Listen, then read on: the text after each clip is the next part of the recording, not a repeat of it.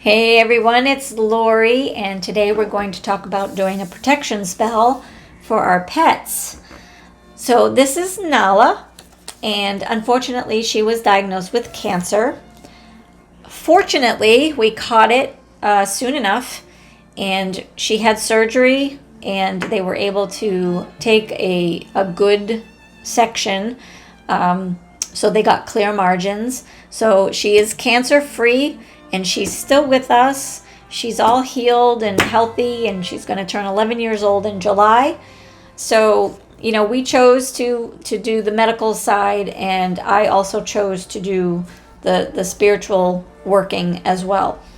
And with that being said, I want to make sure everybody is clear that if you feel you have a serious medical condition, please seek medical help. Don't depend on a rose quartz to heal you. This can absolutely help, but don't dismiss, medical care when it's warranted, okay? It's very serious. So with that being said, let's get to our spell, because I don't want to preach about that. So what you would do is, also remember, I've been practicing this stuff for a long time. So I have a arsenal of stuff that I can use. If you're brand new to the practice and you don't have all this stuff, it's fine. Okay, you will get there, you will grow, you will start collecting things, and then your spouse is going to get mad because you're taking over the house with all your stuff. So for this spell, all you need is a picture of your pet. If you don't have a picture of your pet, get a piece of paper, write your pet's name on it. That's it. Put it down. Get a white candle. If you don't have a white candle, that's fine. You don't need them. Just remember that. I used a rose quartz. This is for friendship and love. I used an amethyst. That's for protection. And I used a clear quartz, the clear quartz is like the master of all crystals. So this really gives a boost to whatever you're working. So if you're working for health, it's going to give that a boost. If you're working for love, it's going to give that an electrically charged boost. So all of these things help to raise the vibration of what you're trying to manifest. So I anointed my candle as well. I made my own anointing oil. You start from the wick down to anoint it. And I used, for this anointing oil for protection and healing, I used blessed thistle, lavender, and mugwort.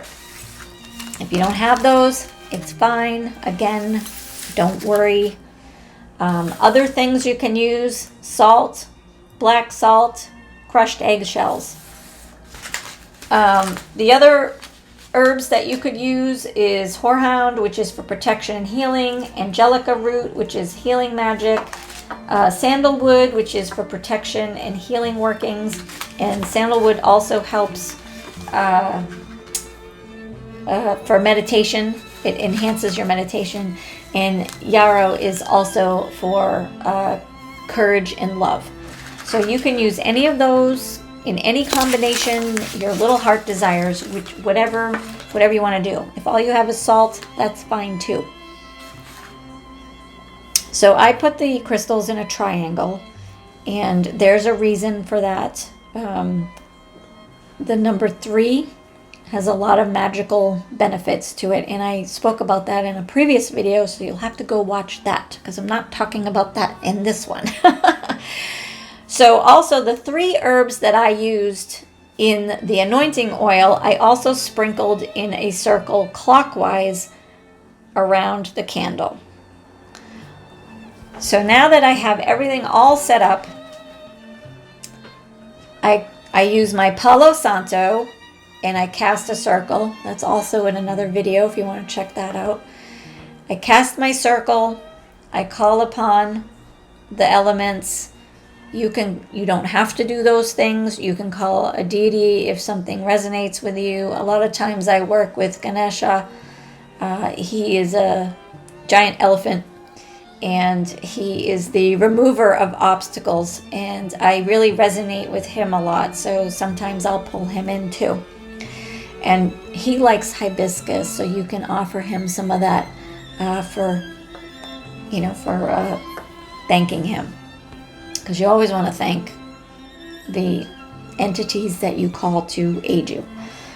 So I cast my circle, I call the elements, I light my candle. Now this is the part where you meditate.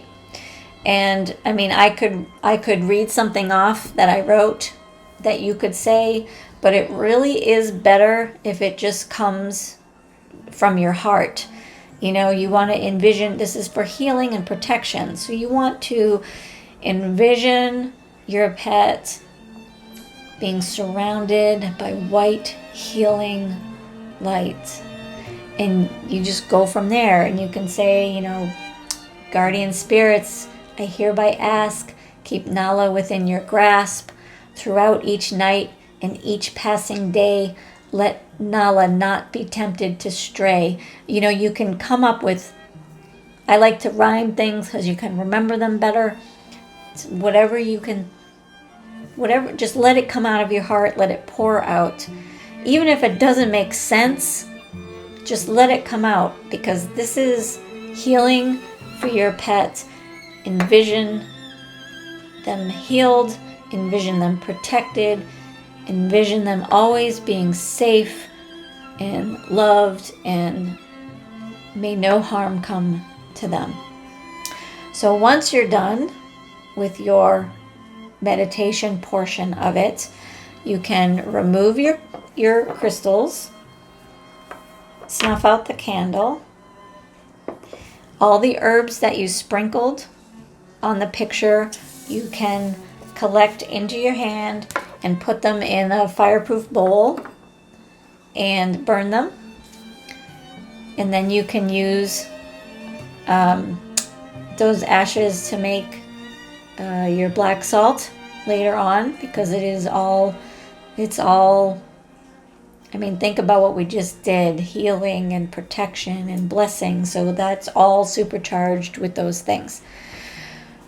So when you're done with everything and your herbs are burned and you feel like you've completed everything, how you will seal this spell is go to your pet and give them some love and attention in real life and not just on the picture. That's how the spell is sealed. So also when you're done, make sure if you have called any entities to help you, that you release them and that you thank them for their aid and their guidance. So that is my video for today. And if you have any questions or comments, post below. Take care.